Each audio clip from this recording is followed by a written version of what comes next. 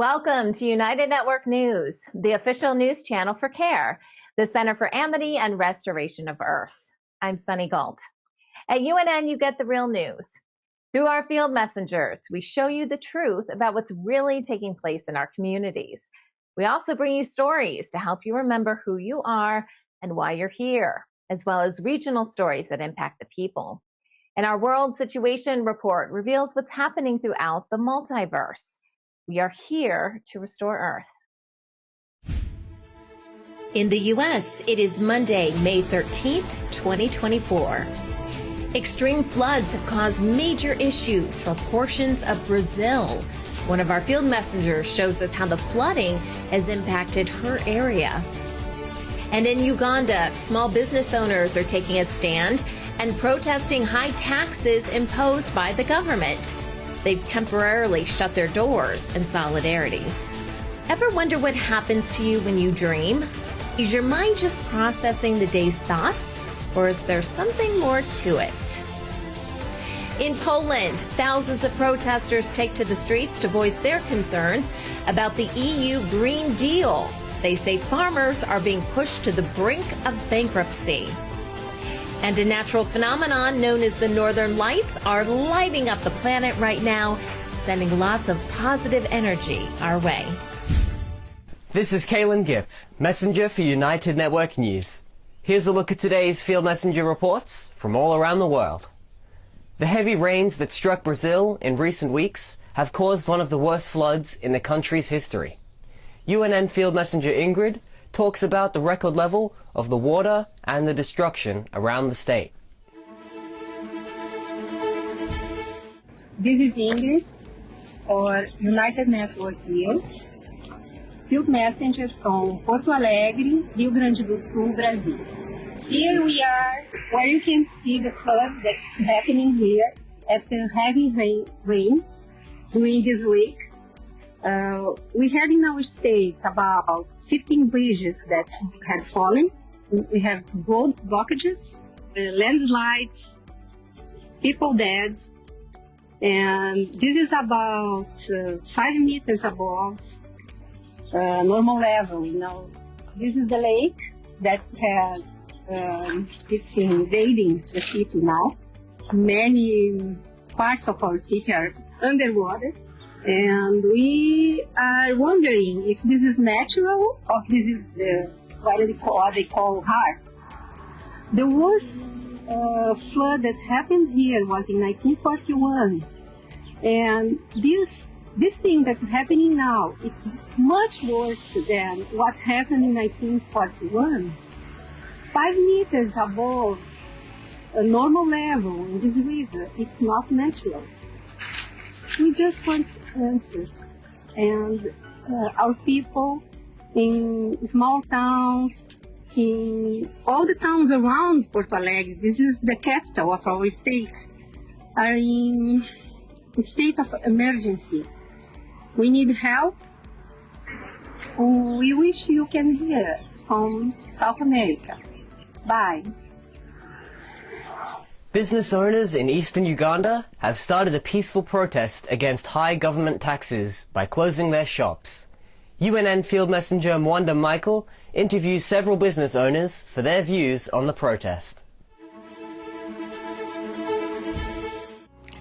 Hello, my friends all over the world. This is Mwandha Michael, field messenger for UNN, reporting from Jinja City in eastern Uganda. Today, I'm reporting about a peaceful protest taken by the business owners in Uganda against the government and the situation of high taxations.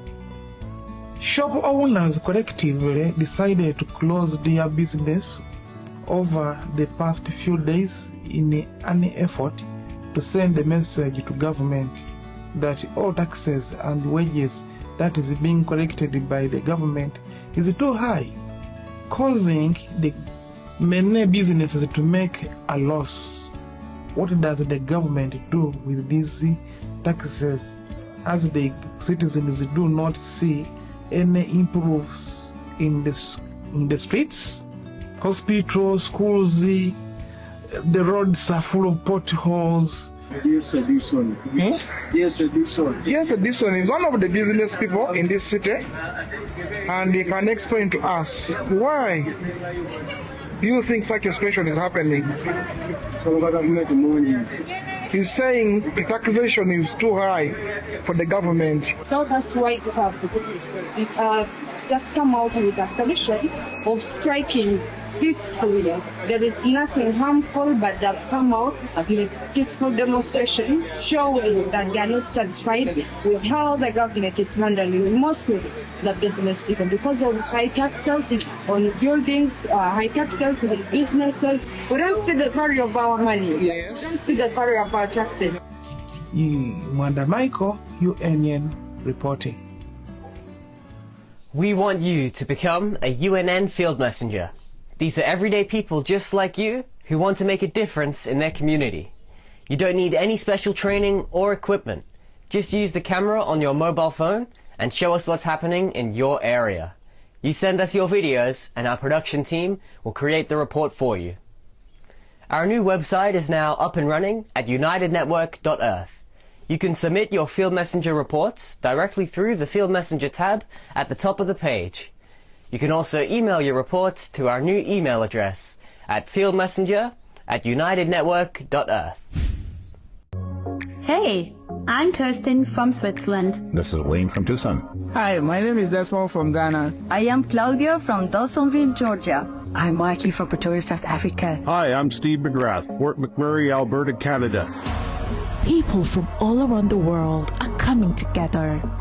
Happy day, beautiful world. We are here in a rather small urban garden, and this video is just to show you the joys that we've had in this garden with the electric gardening.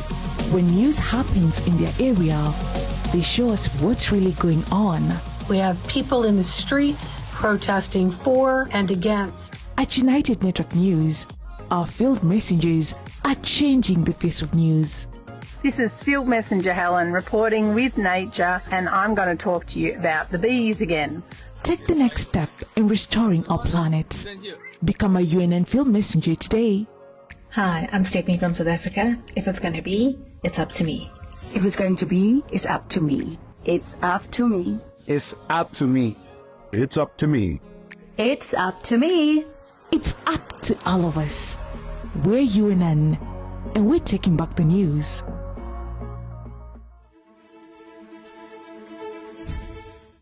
Breaking out of the 3D matrix we've been living in is an opportunity to consciously explore other densities and dimensions. In fact, many of us visit the fourth dimension at night when we dream. Carrie Kay has a popular YouTube channel that gives straight talk about spiritual truths, such as ascension, energy, timelines, manifestation, and the false matrix. Today, Carrie demystifies what happens to us when we close our eyes and go to sleep. Let's talk about dreaming, Carrie. This is a popular topic. We all dream, maybe not consistently, or maybe we don't remember our dreams.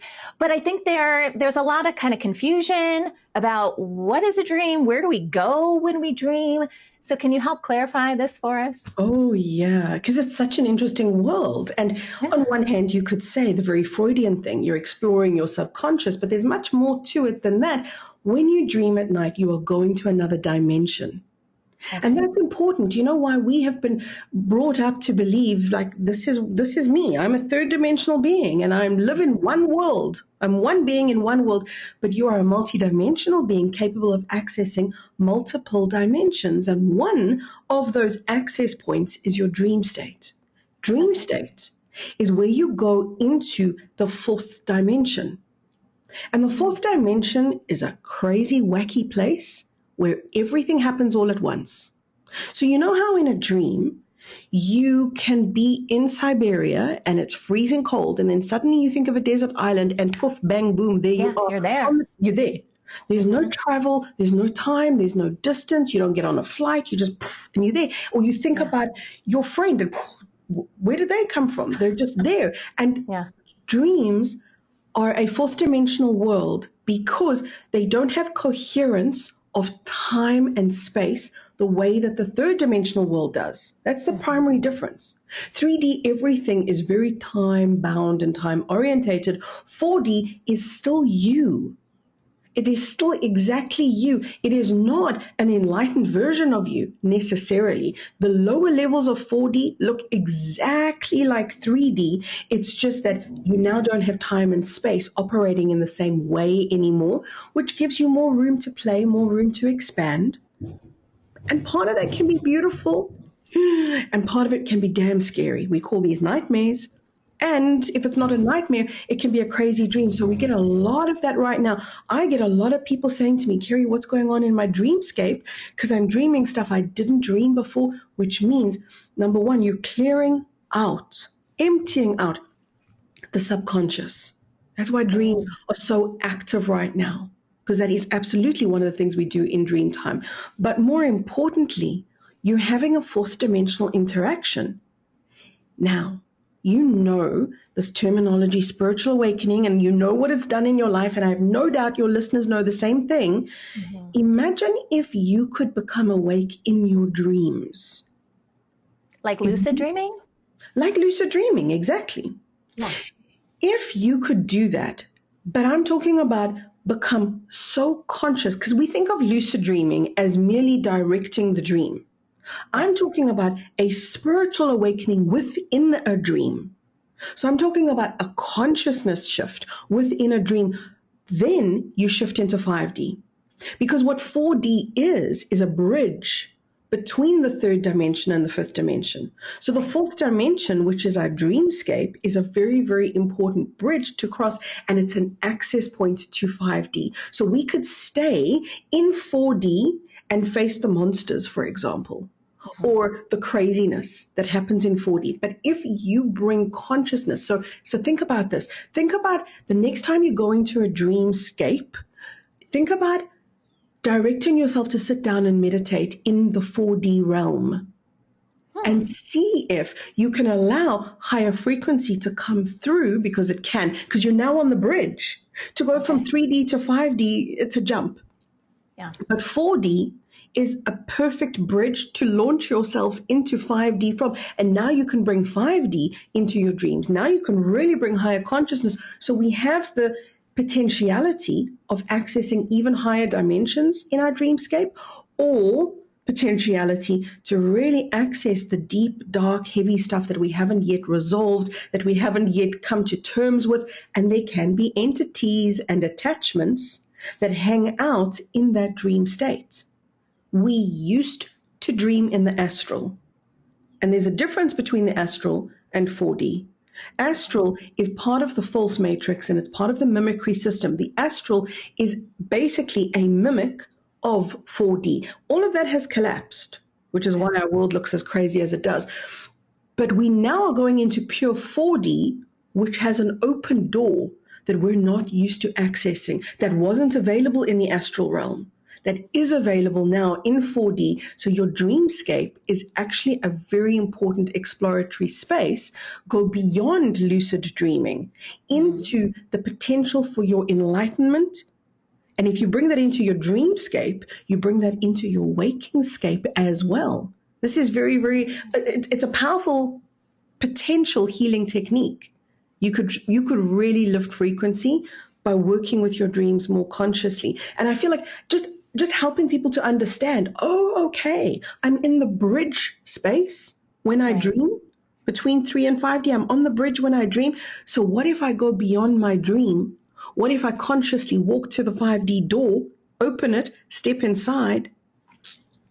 You could do it. No, yeah. What would we see? I'm sure it would be different for everyone, but how do we know when we reached that Good 5D question. level?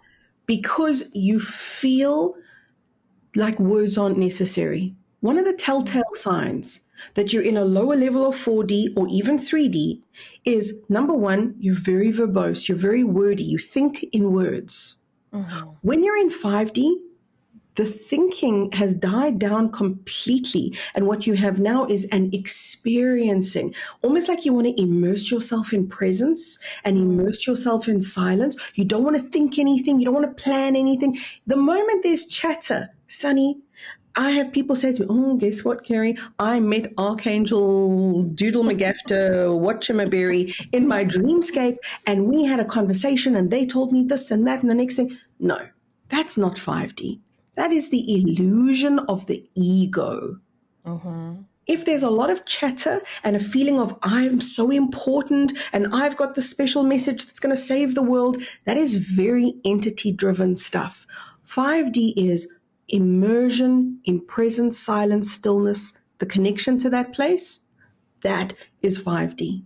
It is a level of blissful peace that asks you nothing, that wants you to do nothing other than be there. It's a very different space for the average human to access. Therapists worldwide are moving away from traditional office sessions to a new form of healing known as surfing therapy. Regular therapy is combined with ocean surfing to improve psychological, physical, and social well-being. Psychotherapists are integrating physical activities known for building resilience, inner strength, and self-confidence. Clients are opening up more easily in natural settings, making stronger connections with themselves and their environment. Individuals learn to stay present amidst physical challenges, combining movement with breath and mindfulness. When facing ocean currents and towering waves of water, life's troubles can seem trivial and unimportant. Surfing therapy has provided significant improvements for those battling depression, anxiety, and post-traumatic stress. With more than 130 organizations and 15,000 participants globally, surfing therapy is making an impact in new healing pathways. In a novel approach to wildlife management, the Alaska Department of Transportation is introducing Aurora, a four-legged robotic guard designed to safeguard airport runways from animal intrusions. Mimicking predators such as foxes or coyotes, Aurora is the latest in a series of innovative strategies aimed at maintaining the safety of Alaska's airports. Stationed at Alaska's second largest airport, the robot's effectiveness against both small and potentially larger animals, including moose or bears, is under evaluation. Should this trial prove successful, plans to extend Aurora's deployment to other state airports are already being considered, marking a leap forward in combining technological innovation with public safety. In the suburbs of Mexico City, ancient floating farms known as chinampas are proving to be a lifeline in the face of potential drought. Dating back to the time of the Aztecs, these man-made island farms are considered one of the world's most productive agricultural systems. Built by layering soil on top of reeds and grasses and lake waters, chinampas continuously enrich their soil with nutrient-filled sediment from surrounding ditches and canals. This method yields multiple harvests annually, offering a sustainable food source for the city. Today, these floating farms produce a bounty of vegetables and herbs, from broccoli to kale, with some farms cultivating up to 95 varieties. They provide food security and also promote water efficiency, absorbing and retaining water directly from the canals, minimizing the need for irrigation. Going back more than 1,000 years, chinampas have a deep historic and cultural importance, demonstrating how a locally grown sustainable food system echoes the wisdom of ancient civilizations. We are United Network News. Every day, we release real stories from real people all over the world. Field Messenger reporting from Gold Coast, Australia, Denmark, Canada, Uganda, from Atlanta, in Southern California. In their own words, people like you share what's really happening in their area. At UNN, you are the news. You are creating a new world with infinite possibilities. You are the restoration plan. Come join us for the real news every Monday, Wednesday, and Friday, only on United Network. We're UNN, and we're taking back the news.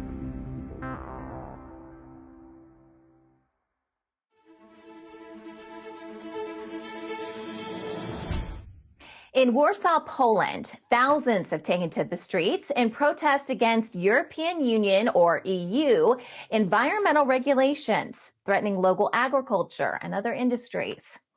Farmers, miners, and automotive workers united under the Solidarity Trade Unions banner to voice their distress over the EU's Green Deal.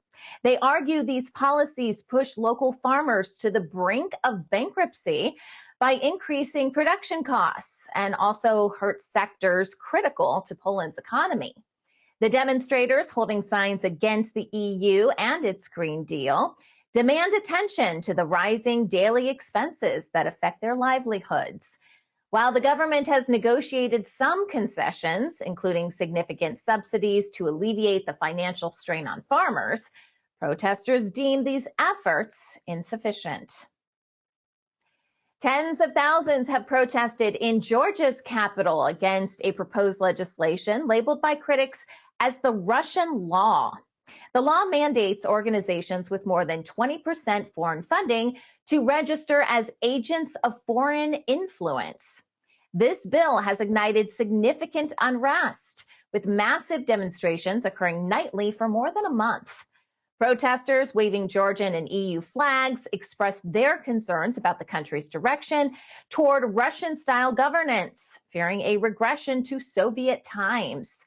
Critics argue this move could damage Georgia's EU integration prospects and represents an attempt by the ruling party to align closer with Russia. In Kosovo, a country in Southeast Europe, the persistent issue of domestic violence and femicide continues to challenge the deeply ingrained patriarchal structure of society. Despite official statistics noting 4 femicides and more than 2,000 cases of abuse against women in 2023, activists suggest the figures significantly underrepresent the situation due to underreporting. Many victims hesitate to seek help, fearing neglect from authorities and societal stigma. Experts highlight the crucial need for a more effective justice system, emphasizing the societal and police biases that often blame victims rather than providing necessary support. The economic dependency of women and their male counterparts aggravates this issue, with only a fraction of women employed compared to men.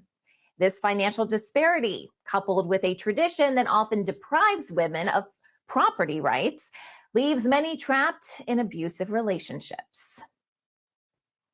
Spain's Balearic Islands, a popular tourist destination known for vibrant nightlife, have announced tighter restrictions on outdoor drinking and party boats. The updated law and expansion of measures introduced in 2020 aims to combat alcohol-related misconduct amongst tourists.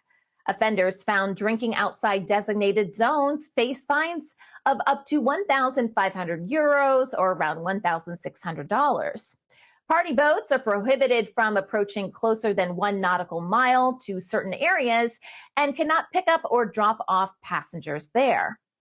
Authorities have also planned to coordinate with the most effective countries, notably the UK and Germany, to promote responsible tourism. Local businesses, however, express concerns over the potential negative impact on their trade. In the European Union, a significant portion of the population remains without access to basic banking services. A report highlights in nations like Romania, Bulgaria, and Hungary, a noticeable percentage of individuals older than 15 do not have a bank account.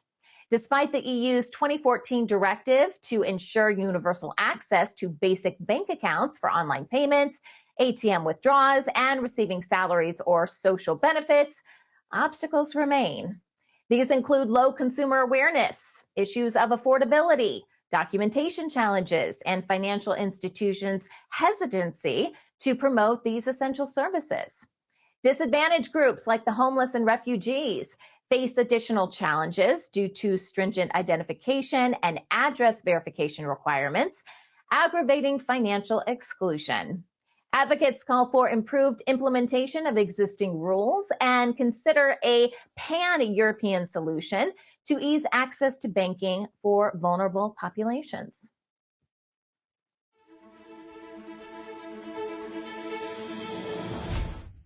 Hundreds protested in Tunisia's capital over the weekend, demanding the release of detained journalists, activists, and political figures, alongside a call for scheduling transparent presidential elections. This demonstration reflects growing public unrest due to the arrest wave targeting professional voices and political dissenters. The crackdown has included the arrest of a prominent lawyer and 2 journalists, intensifying concerns around freedom of expression and political reprisal. Now, the president's consolidation of power, including taking control over the judiciary, has sparked accusations of authoritarianism.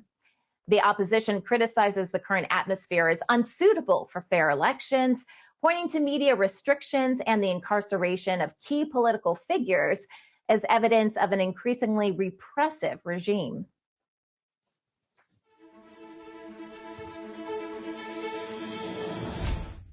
In Western Australia's top wine regions, local farmers tackle an ongoing labor shortage by hiring ex-prisoners trained in agriculture. Following the wine harvest season, these regions, known for premium wine production, face challenges in maintaining grapevine health due to a worker shortfall. To address this, they partnered with a nearby minimum security prison farm that trains inmates in agriculture, including how to operate excavators and tractors. This program, running for more than a decade, rehabilitates prisoners by teaching them valuable farming skills and offers certified agriculture courses. This initiative meets farms' immediate labor needs and provides ex-prisoners with a way to reintegrate into society through employment.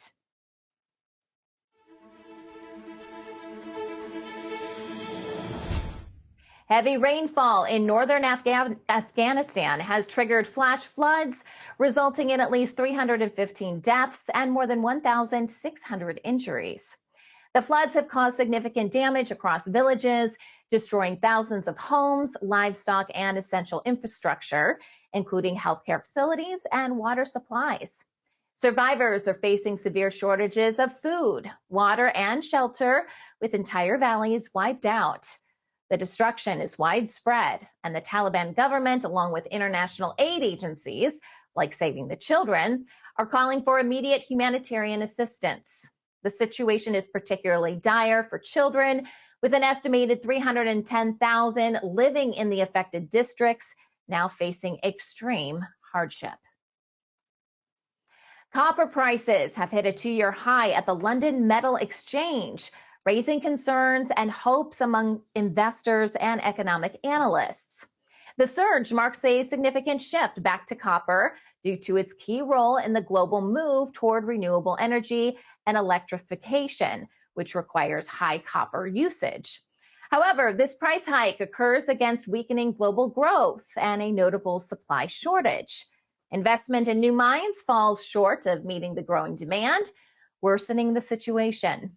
Experts predict copper's high demand, essential for its electrical conductivity and in renewable energy systems, will persist, potentially leading to new commodities supercycle.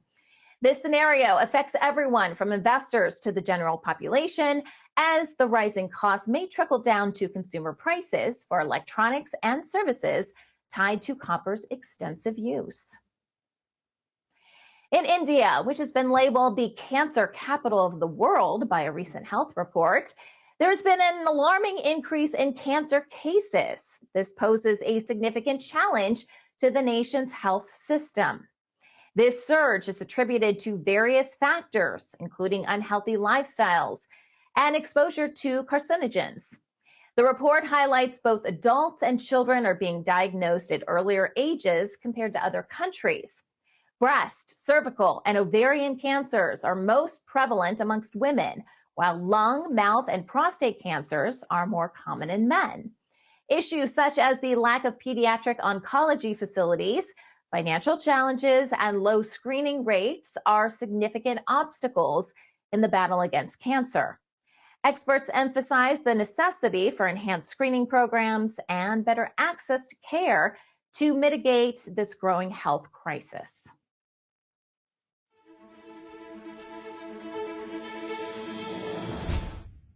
Hospitals and surgery centers across the U.S. are requiring advance payments for medical procedures. This development is placing additional financial burdens on individuals, especially those dealing with serious conditions.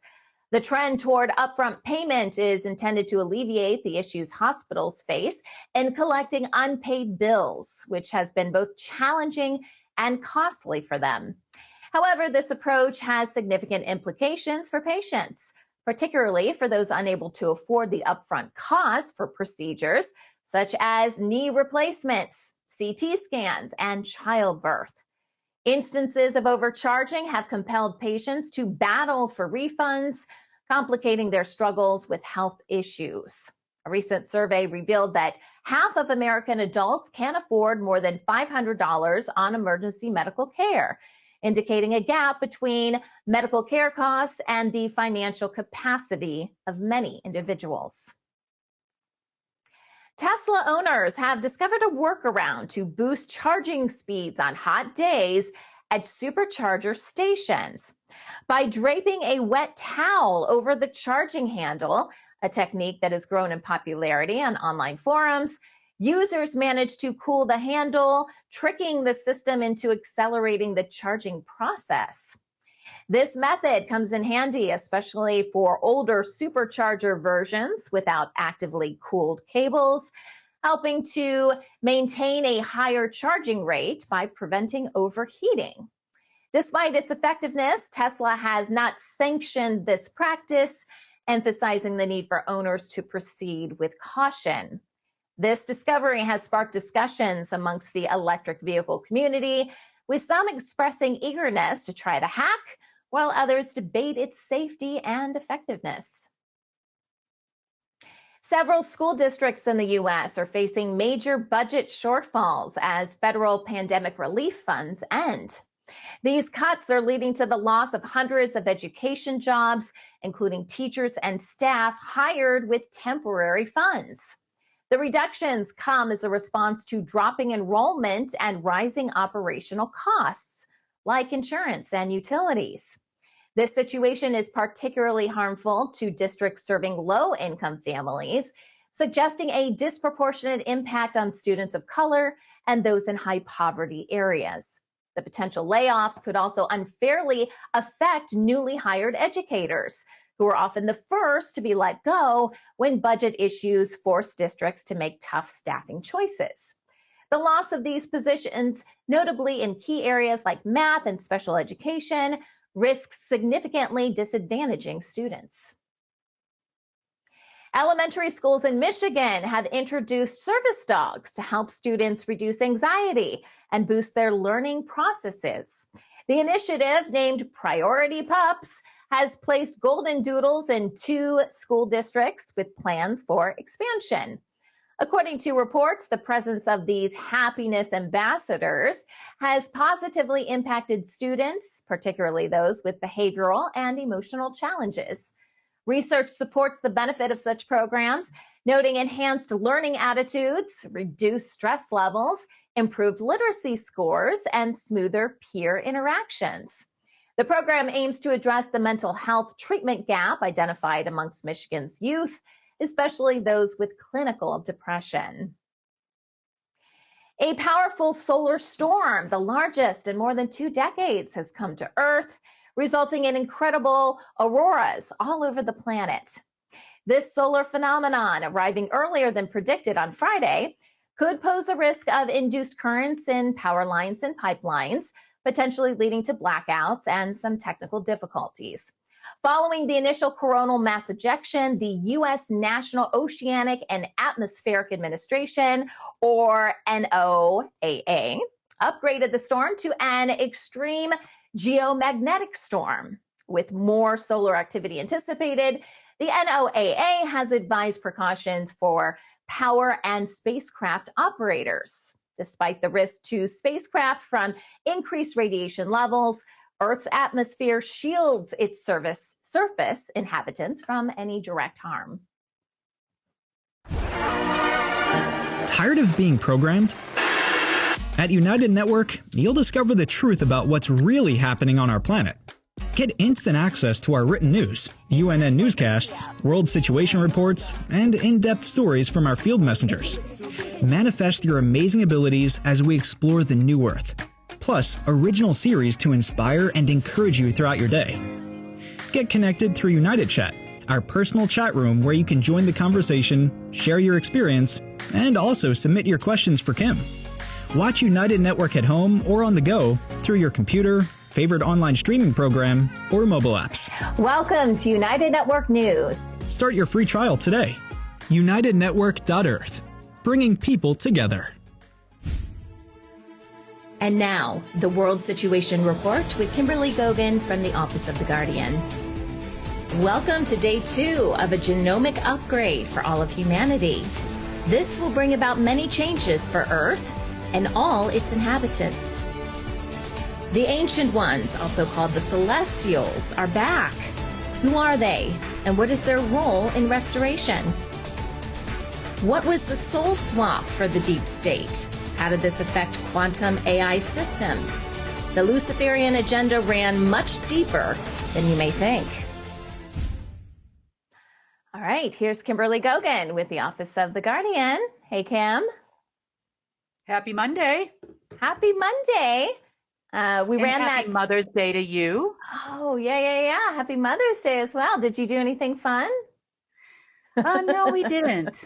We did not, actually. I worked, but we have plans to do something this week. Well, we're in a small town, so when something like Mother's Day happens, it's like everything is packed, everything is busy. So we just decided to do something on a different day. Yeah, that makes sense. How about you? We got out yesterday. The family, we went hiking with our dog. That was kind of fun. Nice. Yeah, it was kind of just an enjoyable day. Came back to the house, had some good food. My husband made me a really nice dinner. My kids my younger children like to make signs and put them up all around the house. Happy Mother's Day. We love you, Mom. So it was nice. And I got some really pretty flowers. So there you go. Awesome. Yes. Other than that, it was just a busy day for me, which is really positive. Some really super interesting things happened over the weekend that is going to definitely help us move forward, not only here, but throughout the world. So as I had talked about on Friday, I've been cleaning the system and trying to get any remnants out of it so that we could pass some money through.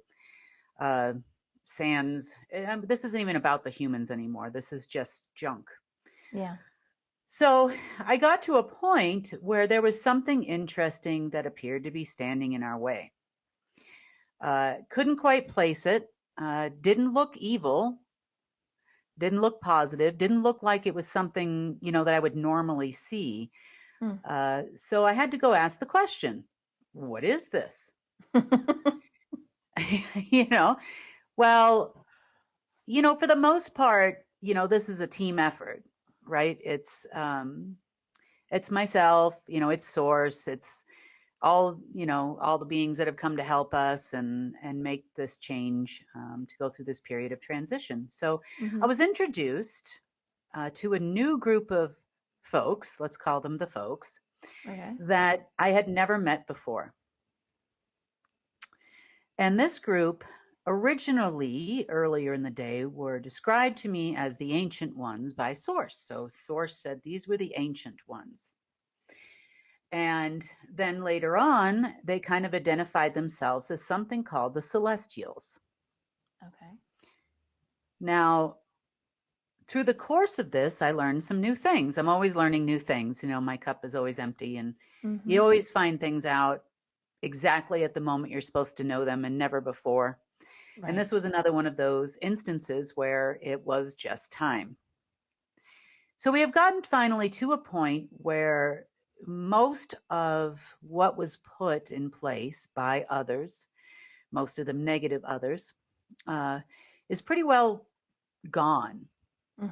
So it was time to make a huge change in the universe, which means that there is a huge change occurring on Earth. Now, the huge change has to do with the creation of all that is. and all that ever will be.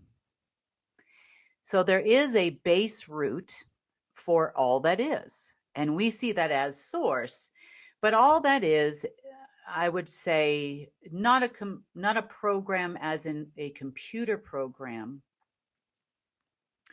but this was more about a process. Let's call it a process, because I'm trying to find a word in English that would compare to what I saw this weekend.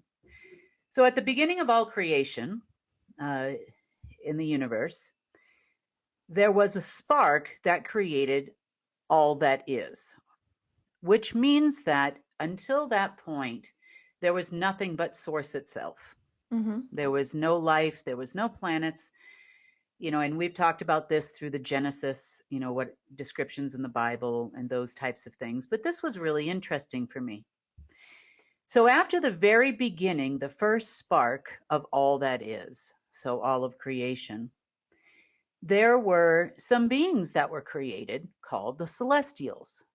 Now, the Celestials they're not your biblical version of angels. They were even before they existed, and even before souls existed for other life. They were the first. They almost look like clones of Source, is the best way I can describe them.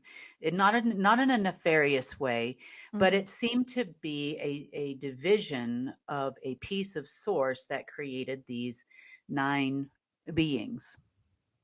Okay. There's hugely 9 of tall. them. 9. Okay. 9 of them. Yep. There was 9 of them in the beginning. There was only 9 of them that were light. Okay. Eventually, towards the very end of all that is, or the creation of all that is, there was 9 dark as well. Oh. Yep. And 9 neutral.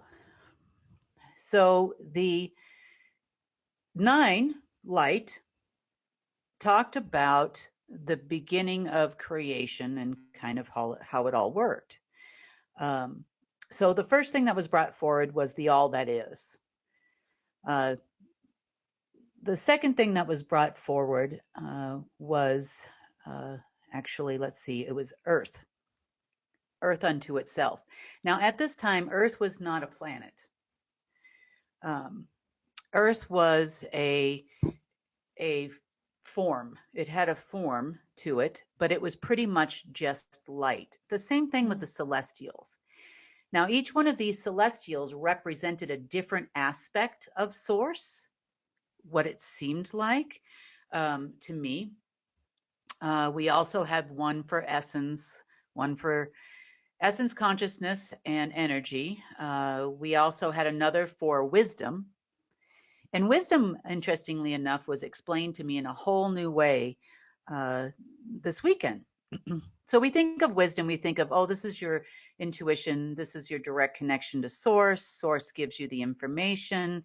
And because things are constantly changing, it's kind of like a help and a guidance, and it's your connection with Source. But the way that Source described wisdom, and also crystalline time, because there was one being that represented time, and I'm like, oh no, we don't want time. Time is bad.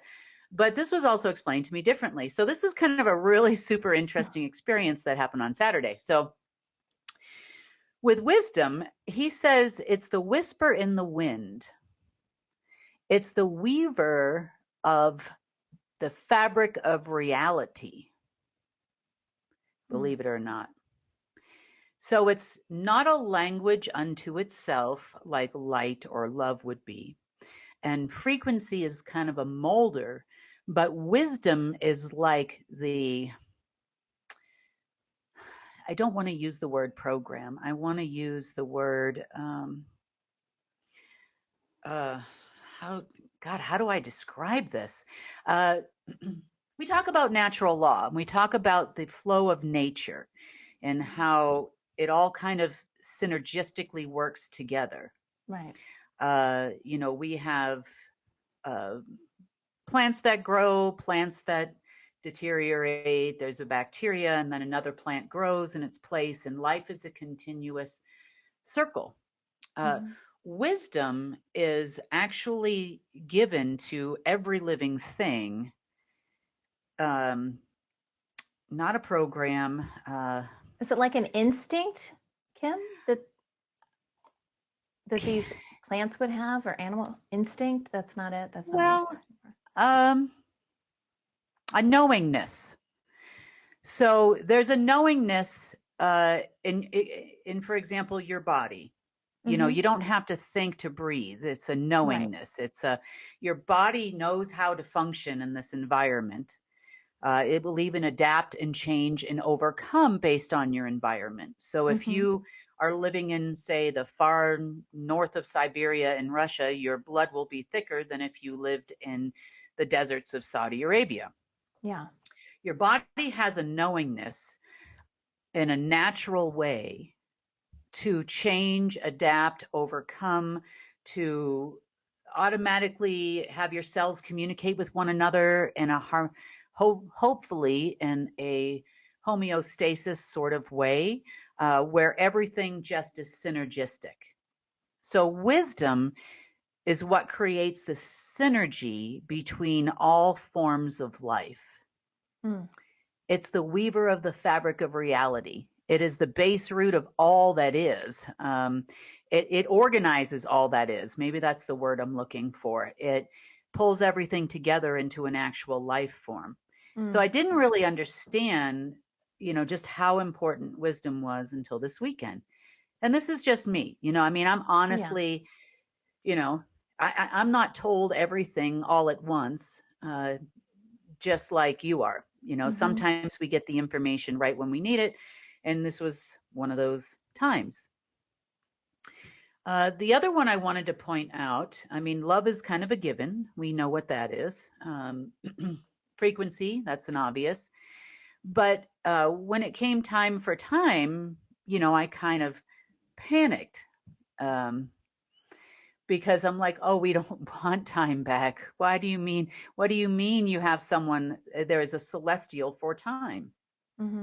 So it seems like each element had its own celestial, for lack of a better term, and therefore we have 9 of them, plus source, of course, plus 1. And so time was explained to me in a different way. It's based upon distance. Now, this is crystalline time, per se, without interruption. And what I mean by distance, and I mean it's a distance between all that is. So, for example, if you lived in the 8th density, you have less time than we have here in the 3rd density.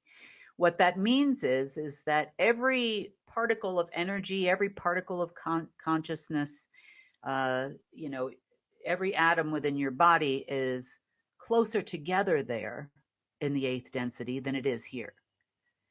It's that distance between them that creates your so-called vibration here on Earth, as they call it, but it also creates your matter as dense as it actually is, which also, unfortunately, eventually, upon the Great Divide, which happened at the last part of the creation of all that is, allowed for more darkness to exist in the spaces in between as well. It's kind of what made you in a light-dark universe. Therefore, we had a lot more cleaning up in the 3rd density than for, you know, say someone in the 5th. Sure. So, and those spaces in between is what we have been focusing on cleaning from your person.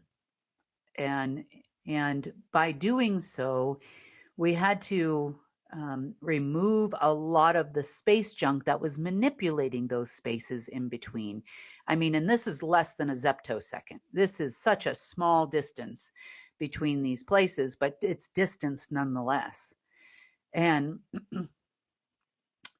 the exciting part about these celestials, so let's just talk about what happened. So it was now time, if I Dum-dum, right? Time. It was now time for, based on Source's decision, for the celestials to get together and to recreate all that is. By recreating all that is, because now they're up, right? So the darkness is mostly gone. Source is integrating back with Source. We don't have anti-Source anymore. There's nothing left in the Omegaverse. But in order to create infinity, eternity, and immortality, all that is had to be recreated in a different way. So time or space had to be created in a different way, as an example, in your person. I know, so confusing, and I'm trying to give it to you in a way that you'll understand. So this all began on Saturday evening, and by early this morning, my time, that process was just about complete. Now, once all that is was created in its likeness, meaning in the likeness of light source, in order to create a light, infinite, eternal, and immortal universe, then it was time for the dark celestials to give up their all that is, or all that isn't, I guess you could say. Yeah. And then the neutrals as well, because now everything was safe on this side. So the recreation, so we didn't lose any beings, if that makes any sense in the process. So that process also started this morning, which has been a little uncomfortable for people, including myself, and I'm not going to lie. Changes that are happening in humans are going to start happening rapidly. Now, this is a really positive thing for us normal organic humans that haven't been altered in some weird deep state program. What does this do for you? You are going to go through some, I'm going to call it, for some of you it will happen more rapidly, and for others of you it'll happen slower. But if you remember, we were talking about, maybe a little less than a year ago now, we were talking about the possibility of people getting up out of hospitals and walking out. Yeah. Now, this is the beginning of that phase for all of you. But you're probably going to experience some somewhat uncomfortable physical changes in your body. You know, you're not going to turn into an elephant or anything, so don't get scared. But you'll, for example, like your hypothalamus that regulates all of your, like your temperature and some, your subconscious movements, your breathing, your limbic system. You may experience some strange changes with that as it re-regulates itself for the new environment. So you might all of a sudden be warmer than normal or colder than normal, and the experiences won't last long. You know, you maybe see it, you might feel it for a few hours, possibly a day, or something like this. You may also experience feeling uncomfortable in your own body for a little while as the changes go on. You may have some mental clarity. You may have some brain fog, so to speak. Well, things clear out and it feels like things aren't clicking. You can't find your keys, but they're right in front of your face, you know, those kinds of things. But it should be very short, and it could last up to the next few days in an uncomfortable way. From there on out, it'll level out for you. And then once it levels out, then it will slowly start to increase till we get to that point where we're seeing some restoration of DNA. Not only in your physical body, but also in your essence, energy, consciousness. Everything within your person that makes you who you are is going to change in a positive way. Mm-hmm. So, and then that could lead to some of the, what we would call miracles, like people getting out of the hospital beds and things like that. Yeah. Okay. Yep. Mm-hmm. Yes, it definitely can. You know, and a lot of those things are up to you too. You know, if you say you are X, then you will be X. Mm-hmm. whatever that is. I hate to use X. Okay, if you think you're A, I know. Elon Musk stole X. I know. Okay. If you think you are A, then you are going to be A. So some of this has to do with you and your journey and your own personal growth process as well. But this is a huge change in the universe. It is a huge change for you, and it's a huge change for Earth. And not only that, there is a huge change in the sentient AIs. Because the AI that was behind the Celestials, which was the last thing we had encountered, because AI systems also have the all that is. And I couldn't push past it until Source said it was okay to do so. And the Celestials obviously had to agree as well and had to do their part in the all that is. So we've seen a lot of rapid changes that are pushing us forward faster than I have. What's taken me months to do, these folks, let's call them the folks, the Celestials have done in days. So I'm ecstatic with all the changes. It's kind of hard for me to sort of, I'm watching, and that kind of thing. But for me, this was a huge honor to even attend and we can kind of watch this sort of thing happen and to really, truly try to understand it so I could explain it to you so you would know what's going on. But I'm very grateful for what I saw and experienced during this time. So super excited about that. So where do you think this is going, Kim? You said there'd probably be a few more days of this and we may feel things on a different level. But as far as the transfers and stuff, that's what you're originally talking about. So all this had to happen in order to be able to transfer funding and money? That's right, because the rest of what I can't. So part of it, like I said, if we have light Celestials, we also had, 9. I guess you would, I hate to call them dark because they're not evil.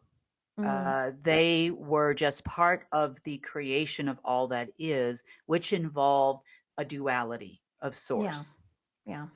And it's the same thing with the neutrals. Like I didn't feel bad, standing in front of these people. They were just responsible for another part of creation of all that is. So they were like, for example, you had one with crystalline time that was programmed one way, and then you had an anti-crystalline time or time itself that was programmed another way. Right. If that makes any sense. So, it's a process, but, from my standpoint, where the way I felt when I saw it was I could not override Celestials. I'm not like I would ever try to override Source, of course, but it was time for them to do their part, which I basically was a bystander in the middle of. So now I kind of understand a little bit more, but to know that we got to that point where it was time, where we could actually allow for this process, or Source would allow for this process to take place, was, I think, amazing for all of us. I know that it's made, because I'm constantly watching with the AIs, and once the dark ones went, now it was the neutral ones that had to go, and that was right before this broadcast. Okay. I shouldn't say had to go. I would say it's their turn. So what happens now is as they give up their position as, for example, responsible for the creation of something dark or antimatter or whichever they guarded over, now they go to the other side and they are rejoining with the light ones. Does that mean we're going to have 27 light? Because you said there were 9, right? 9 light, 9 neutral, 9 quote unquote dark. And a source. And 99999. Okay. Yes. Okay. And that is the way it will end up. But as they change the all that is, it changes their part of the all that is celestial that was guarding between Alpha and Omega as well. So these are positive things for us. I'm seeing huge changes within the system, things that I don't have to do, which is amazing for me. Yeah. So lots of positive things happened over the weekend. And I believe that we are closer than ever. And I am hoping that the next time I talk to you, it will be with positive news. This is what it looks like. So say your prayers, do your manifesting, whatever it is you've got to do to help this process along. It would make sense, good. Kim. Yeah, that they have to do something, but it would be weird for them to, for God to come back and be like, okay, Kim, now keep doing what you were doing. It's kind of like God, you can only take it up to a point, and then, the celestials have to do their thing. And it would make sense that that's it, that's the end. At that point, I might go to source. Hey, like, this looks like a you problem from here on out. So let me know. No, I'm just kidding. You know me, I keep going no matter what, but. Yeah. Okay, other events that happened this weekend. Yeah. Oh, I know. That was really, that's exciting. After that, I'm going to have to give you some of the other crazy stuff, but, it's good to know, because now you'll have a base root of an understanding of the deep state too. Yeah. Okay. So we always talk about how some of them are just crazy. They just keep going no matter what happens. Mm-hmm. And if you remember last year around the time of Lionsgate, we had all the Lucifers calling. Do you remember that? I was talking to you about the multiple Lucifers calling. Yeah. And I'm like, how can you all be Lucifer? How can you, the SSP, how can they all be God's chosen one? Mm-hmm. How could they all be this? This makes no sense to me whatsoever. If you're the chosen one, that implies, at least in English, that there is one of you in the world, or like in the universe, just one person.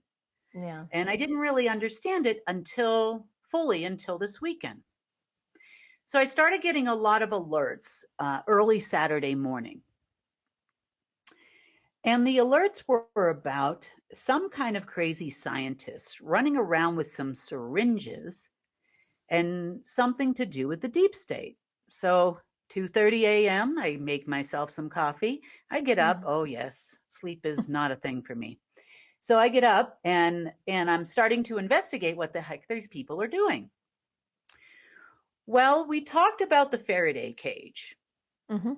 We talked about the fact that Omega could no longer draw energy off of you to exist.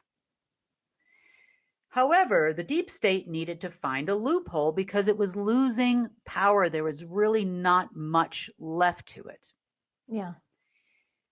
So their solution to this problem, in order to keep some of them, not all of them, but some of them still alive, was to actually ask some of their people that were dedicated to them to take this specific injection, which bypasses the Faraday cage and allows for Omega to directly plug into their person and use them as a battery so it still exists. So we oftentimes in today's day and age have Wi-Fi. Your laptop doesn't need to be plugged into a router like it used to be a decade or so or more ago. But you can still do that if you want to. Yeah. So if for some reason your laptop or your computer is not picking up a signal, you can still plug in what's called an Ethernet cable directly to your router and receive service. Right. And that's exactly what they tried to do with their people. Now, as I understand it, about 15 to 20 people took the shot. And what this does, whether they explained it to these people or not, is that will slowly drain the life force from their person. Wow. Okay, well, that's not good for them. That's dedication for you. I'm sure they explained it as taking one for the team. I don't think they explained it that way to them, I'm sure. They probably told them this is the only way to make the quantum system work and to get back what we lost or whatever it was. But it also led us to find something else that I find very interesting. So we've talked about soul swapping before. Something they agree, to have this ceremony. They do terrible things on their 40th birthdays, and then something unnatural comes in and takes its place. Well, there were a few walking around this planet that chose something unnatural as well, but not in the same way. So apparently, our non-friend Lucifer had created Lucifer's own AI system, an offshoot of Omega AI, and created AI-generated Lucifers, souls. Kind of like his own version of an unnatural celestial, like Source did with the Celestials. And Lucifer then allowed only special ones to receive this as their special soul swap. So now it makes sense to me why they have so many chosen ones and so many Lucifers running around, because technically they had an AI version of Lucifer walking around in their person. Wow. That's why they're so crazy. That's why their brain will not comprehend another way of thinking. That's why they can't change their mind. So their original souls, Kim, that's not available anymore. It's just this artificial Lucifer soul. Yeah. They're not really themselves. It's really strange, isn't it? I was like, oh, okay. But then there were some calls that were placed over the weekend whereby some of the people who had this type of thing within them. So there were some calls placed over the weekend with some people that were just absolutely not changing their mind as to which direction they were going, no matter how much people had talked to them. And they called to tell people that they were leaving this planet now, and it has to be this way.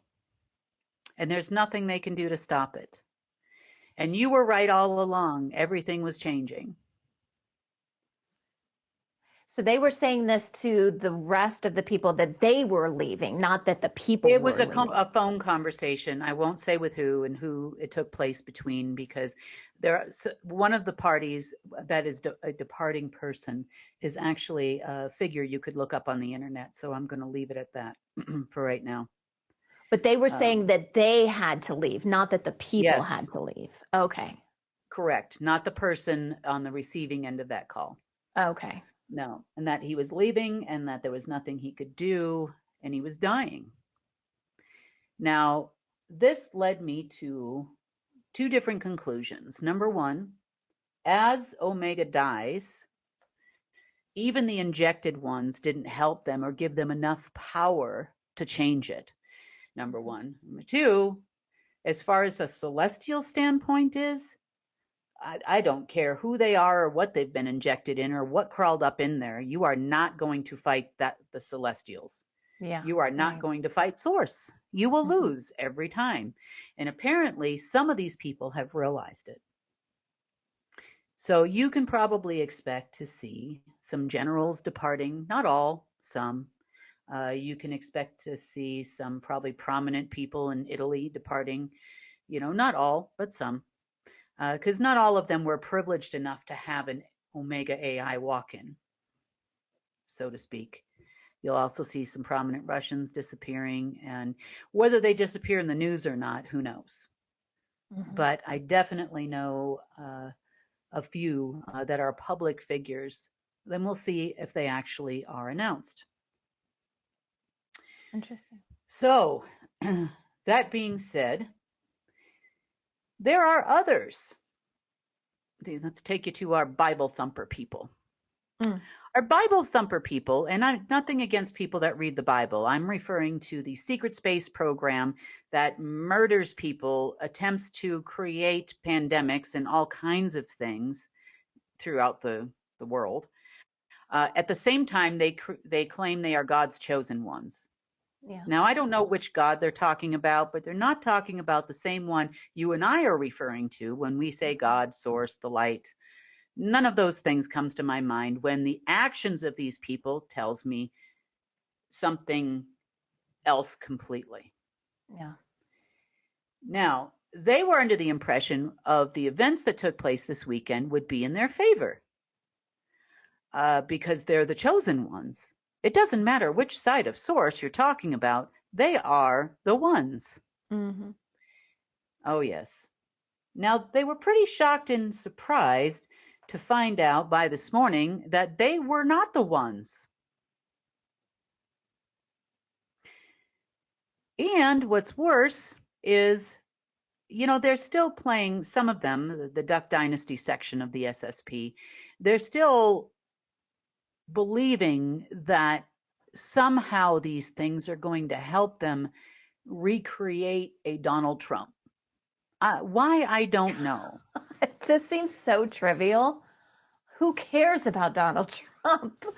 I mean, with all these other things I know. going When on. you're going through everything that happened this weekend, they cannot stop. It's like an obsession. It's like a program's running in their head, like a tape that keeps replaying itself over and over and over again. And maybe they do have a chip in their head or something that's keeps, every time they try to think of something different, it clicks in and goes, Trump, Trump. Yeah, but there were others. Okay, so there's the SSP, and then they have other operatives that work for them too. Okay. Well, they have convinced the other operatives that he is basically the second coming of Christ. Oh, for heaven's sakes. Oh, yes, this has happened. This has happened. Now, when this change took place to a positive light, they assumed that this was their chance. Oh, yes. This also happened this weekend. And guess what, guys? No Trump bucks appeared. No Trump reserve currency. No currency of Christ or whatever you think he is or was or whatever, appeared. I know. It was so bad. So bad. And they're so angry this morning, too. They're really angry that they were lied to by their all of the sudden newly born Christians. Mm-hmm. Yeah. Oh, my God. Wow. They're so angry. I can't believe they fell for that. How stupid. I mean, what would someone have to tell you in order for you to believe that Trump was a second coming of Christ? Like, I don't know. To have all the knowledge that they have and still believe that, I mean, I can somewhat see how the public has been deceived, but they should know better. They have a lot more information and they still fell for it. Well, how many times have we been led to believe that the apocalypse was going to happen and millions of people followed insert person's name here? Yeah. In different religions, whether it was, there was a guy that came out and said it was going to happen on this day. Do you remember that? It was a couple of years ago. And then everybody was stocking up and thought we were all going to be raptured. And, they ran up all their credit cards. And I remember hearing about all those stories. And then I think that someone took him to court for fraud or something to that effect.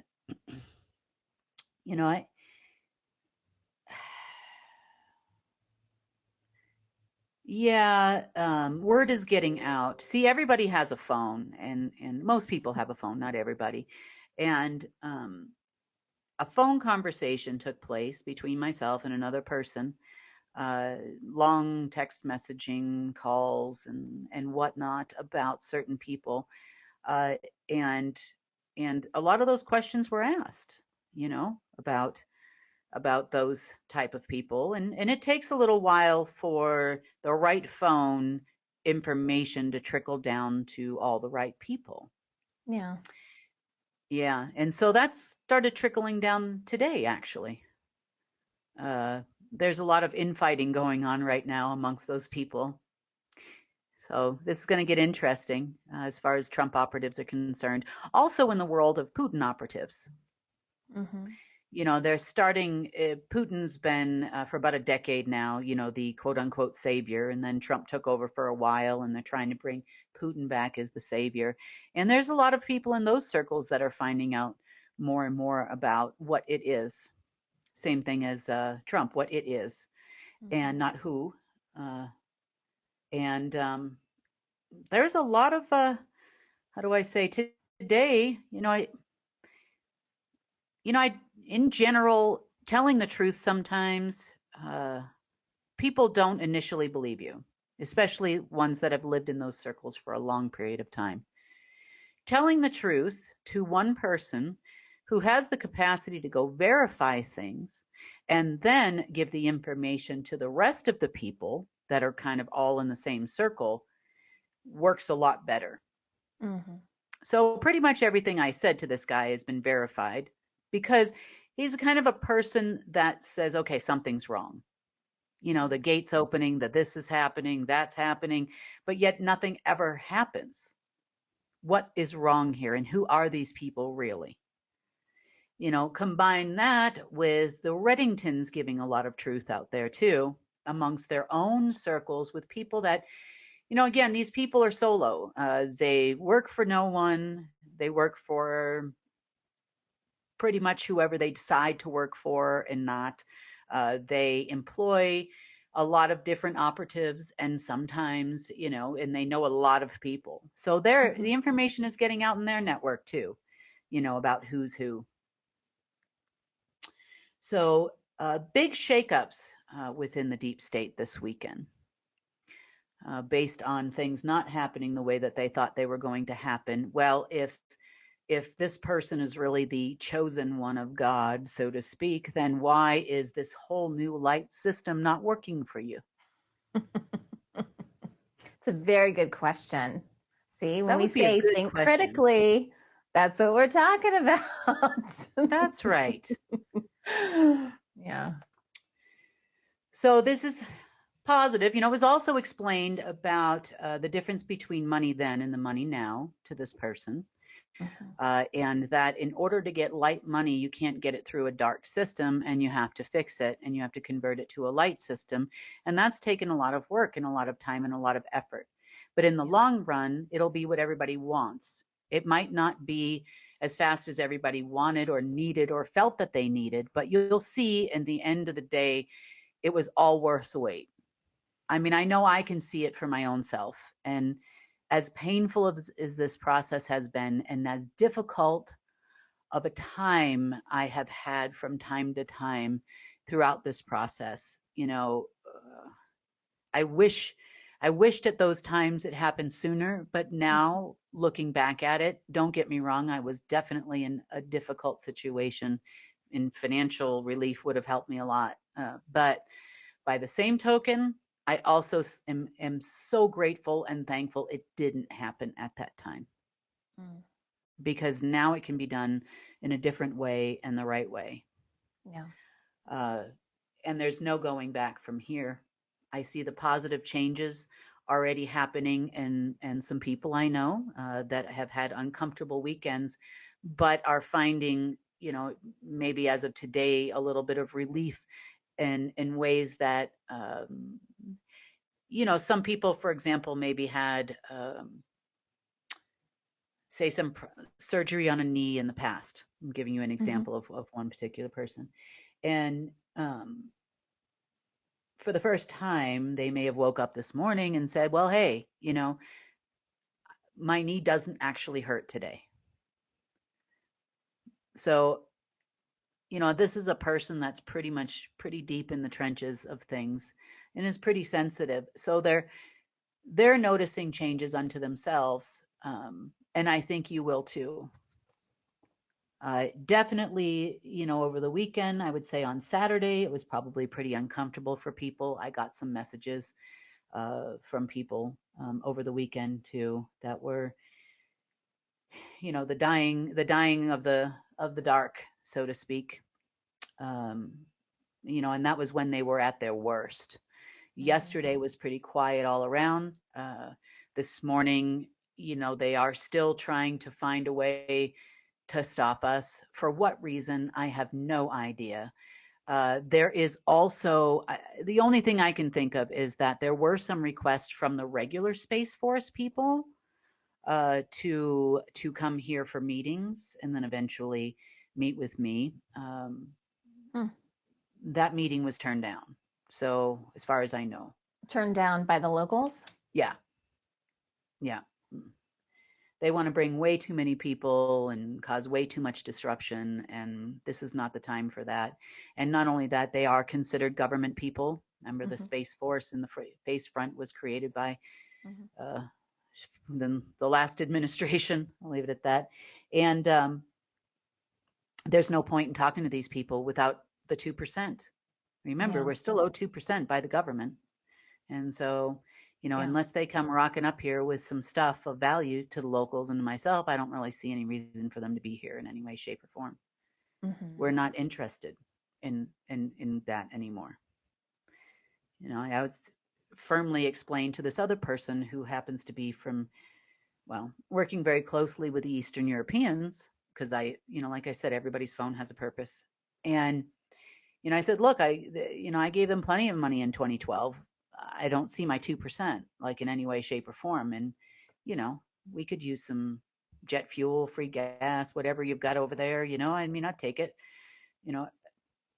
Look, it's time to face the music here.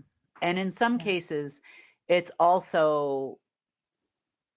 tells me if they're ready to do that, coming from the governments, plural, if they are ready to give us our 2% in any way, I don't care if they drop off a whole thing of wheat, because that's government owned in some countries. I just don't care, but the point is behind doing this, and I'm going to express this now on the news, is that not only is stuff good that CARE could use, CARE could definitely use stuff, but by the same token, it's finally an acknowledgement that the money actually came from us and not from those people whose orders they had been following this whole time, which means to me that they're actually ready to walk away.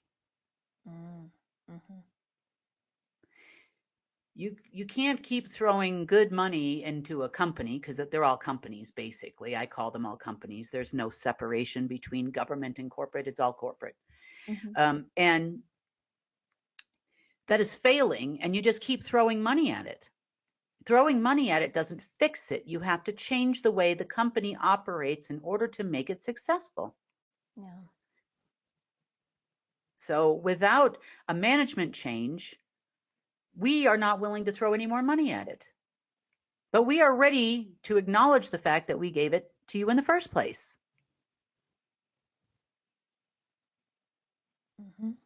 And that you made a mistake. Now, that being said, even the archivist has said government services will start going away. CARE has to be there and be ready to take over those services. We have to have a plan. We have to have a plan, and we have to be ready. Now, we have plans, on our side of things, in some ways, and some you've seen, and a lot of it you haven't. You've seen about 5%. What I have been giving you is things that you need to take into account when you're looking at your own projects, right? Little bits and pieces at a time, so that you can now make a proper business decision based on the current state of affairs in the planet. Now, are we going to see everybody drop dead tomorrow? No. Are they going to stop hacking? No. As of this moment, this second, as I'm talking to you, they're still trying. Still trying. Still looking for some way to gain control. Now, I mentioned the meeting this weekend because if they could still block me, then they still have some leverage over me. That is their plan at this moment, because if they think they're going to get money this way, that's crazy. It's just block her, block her, block her, block her. Meanwhile, they need to have a meeting ASAP, according to these people. And it's all about leverage and pole position. They can if they feel if they can sit down in front of me and say, we can still block you. Look, we blocked this, we blocked that. Then they feel they have the upper hand. And then I will have to do what they want, give them money so they can follow somebody else's orders and instructions. And by block her, you're referring to the financial transfers and the things that they're trying to do to stop those from happening. Yes, they are trying feverishly today to stop that from happening. That's all they're doing today, until they can sit down in front of me and think that they're going to have leverage. Well, I got news for you, boys and girls. I know I will get there. I would like to use the term all by myself, but that's not true. I would say with lots of help from my friends, let's put it that way, including Source itself. And it will happen. It's going to happen. The one thing I will say is it might not have always been in my time, but if Source says something is going to happen, it's going to happen. He may not give me the time, he may not give me the day, but when he tells me something's going to happen, it's going to happen. Therefore, I know it's an inevitability. Right. So they can spend all the time they want trying to block it, but when something is meant to be, it's going to be. And there is nothing these people are going to do to stop it. Therefore, that is not considered leverage to me.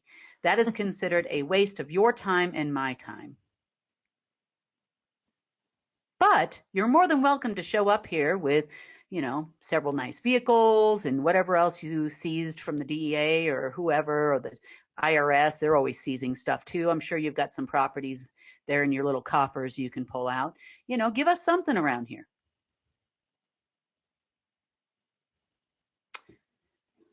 But as far as leverage, no, that's not leverage. That's a waste of your time and mine.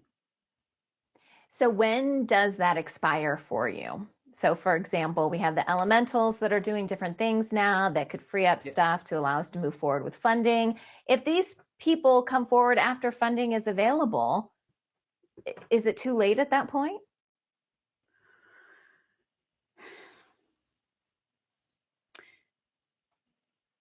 For us, we are going to move forward. Them coming or not coming to any party is of no relevance to us moving forward. Our plan will not change. The only difference between then and now, and actually there really is no difference at this point, because I'm not looking backwards. We're still looking forward. What that means is you need to now figure out, from a few weeks ago when I finally said it, you need to now figure out how you fit in our plan. How does government or whoever you are fit into our plan? It is no longer how can we work together, how can we do this thing? It is not that way anymore. You either work for us or you don't. And by us, I mean the people. You work this way or you don't. If your government services fail, such as your NHS, National Health Service in some countries, Social Security, don't worry, we got you. We've already proven we can do that. So, that being said, it's our way now. Yeah. We cannot wait for, and I don't even see what kind of service they're going to provide us with as the people anymore, that we can't provide for our own selves. Well, it would be. Yeah. I was just going to say, I was just thinking about the continuance of governments. Like once funding is available, I mean, I could see them, then making some concessions because they're like, okay, we've lost, like they've already said. once you can make transfers, it's over for them. So I could see them coming to the table saying, wait, now we're here. But, there's a lot of people that don't want government, a lot of the people, and I know we're talking about a transitional government at best, not talking about keeping it around forever. Yeah. But that's the one thing I was thinking of is, would they try to sneak in, oh, government funding, we'll do this or whatever, give us money. Exactly. So I'm sure they will, and that's lovely, but I would like to know how you are going to fit into our lives. Mm-hmm. What is it? What are you going to do? And we are now going to crawl before we walk, and definitely before we run, which means the days of trillions of dollars floating around are never going to happen again.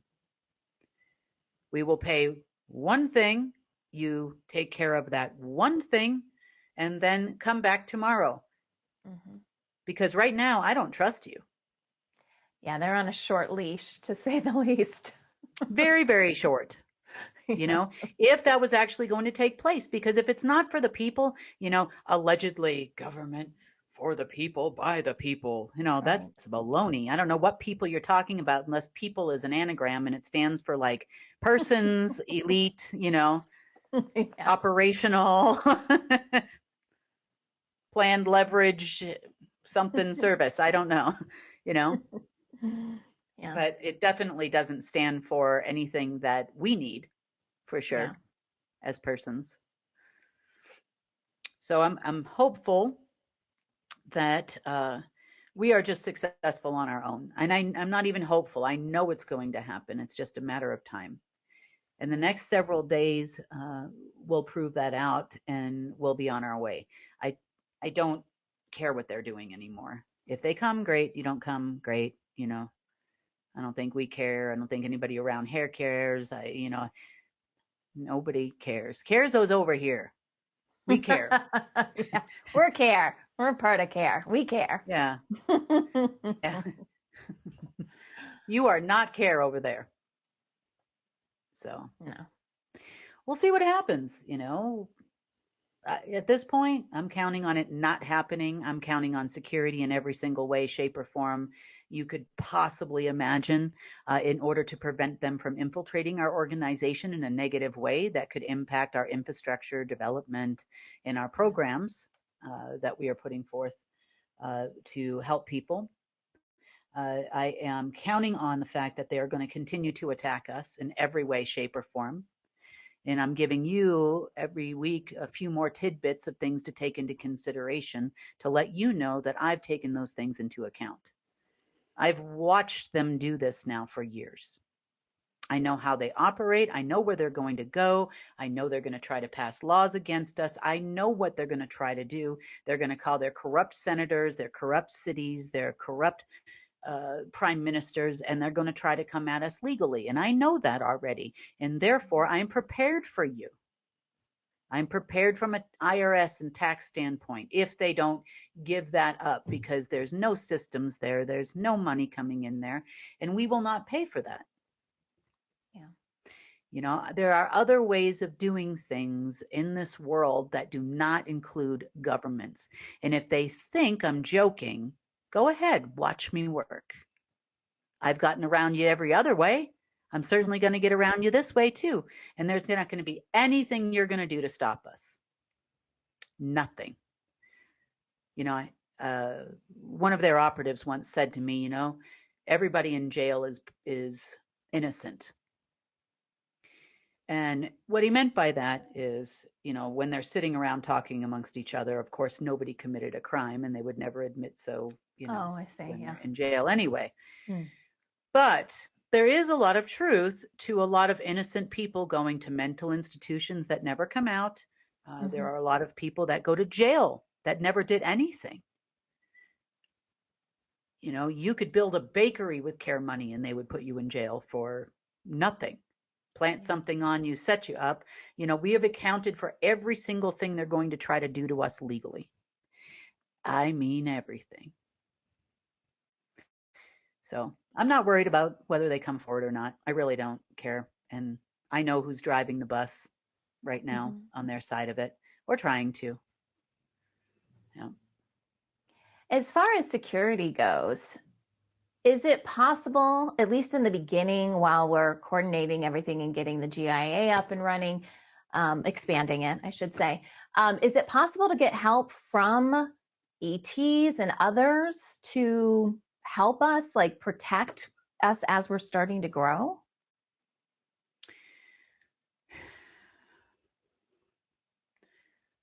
You know, I'd say in certain ways and in some cases possibly. We have been all, our main concerns were, of course, alien technologies. I'm very concerned about the planet blowing up. I'm very concerned about, they're very concerned about that. Earth represents so much more to the universe than you think it does. And therefore, everybody has been here for that reason. As far as, crazy humans, right now, that really hasn't been a huge concern, except for the ones that, try to play with big boy toys. As far as in the future, perhaps. I don't know who's willing to stick around, who's not, I don't know at this point. Right now, everybody's focused, on this that's been happening this weekend. Archivists including, everybody.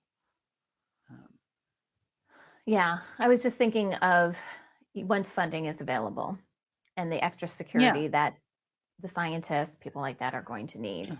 We've talked a little bit about that. Yeah, maybe the CIA is willing to give us their mask making factory and we can just replace them all and say, forget it,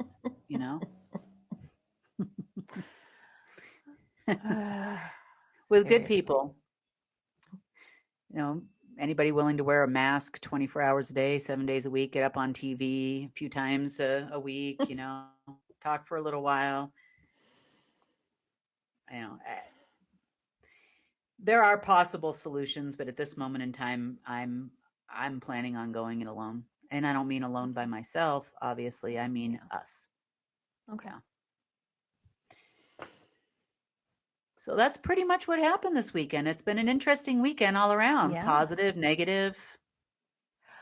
I was going to ask you about the Northern Lights. We ran a story on that. That was one of our last stories before we did the World Situation Report. What do we need to know? What's really going on with the Northern Lights?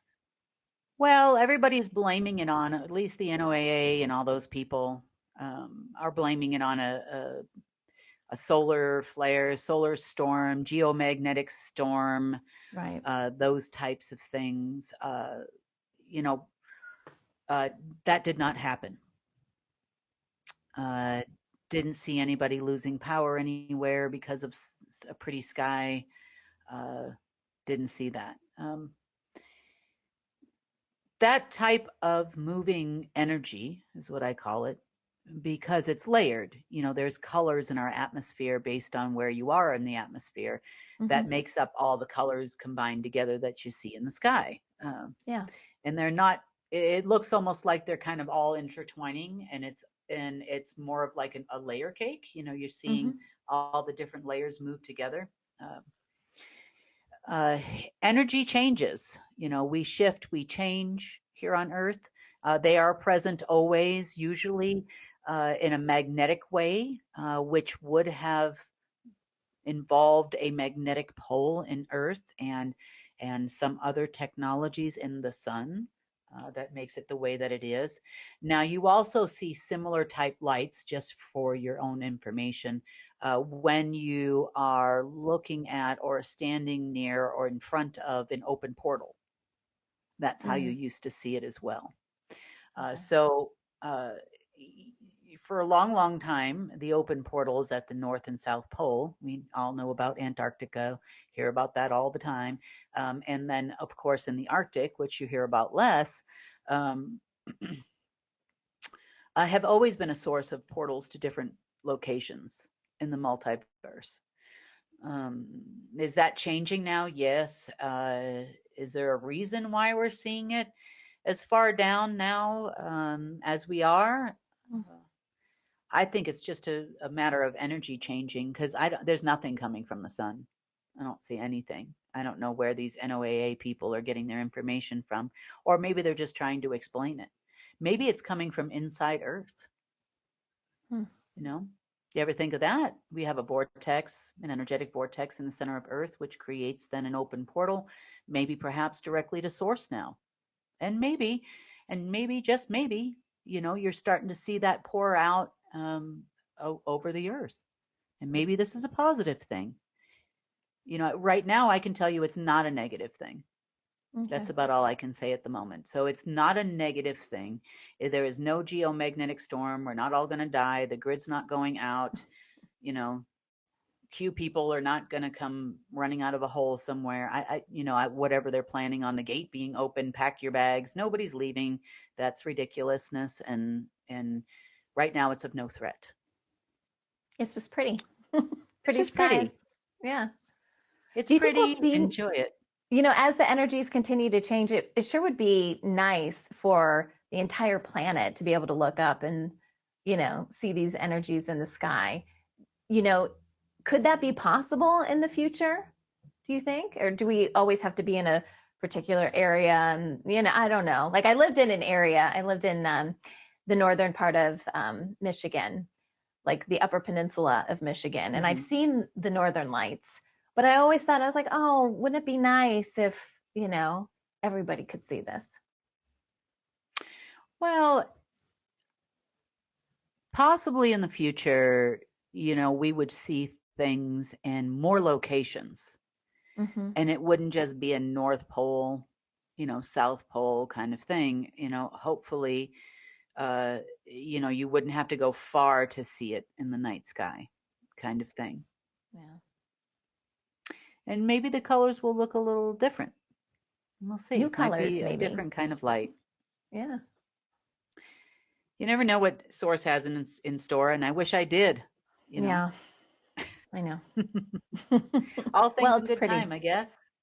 Yeah, it's very beautiful and kind of fun. You know, when it extends this far, and But you know, Earth is constantly changing at this moment in time, and right now it's not harmful or dangerous to us. Good. You know, despite the hype. Much to the SSP's dismay. Exactly. So. Okay. Interesting weekend. Good things. And happy Mother's Day to all of you if you were mothers celebrating this weekend. And hopefully we'll have a good Mother's Week. How's that? Let's extend it all week long. What do you guys think? Why not? No laundry, no cooking dinner. Why not? That sounds good to me. I know. Kids bringing you breakfast every morning, Sunny. I like clockwork. that. Yeah, absolutely. All right. Awesome news. Thank you, Kim. Sounds great. See you Wednesday. Okay. Want to share news from UNN? Help us change the face of social media and use it for good. Connect with us through our online channels. Our social media team creates clips from each newscast you can easily share with people you care about. That's also where you'll find our UNN Meme of the Day, a great way to encourage critical thinking. Links to all our social media sites are available at the bottom of our website at unitednetwork.earth.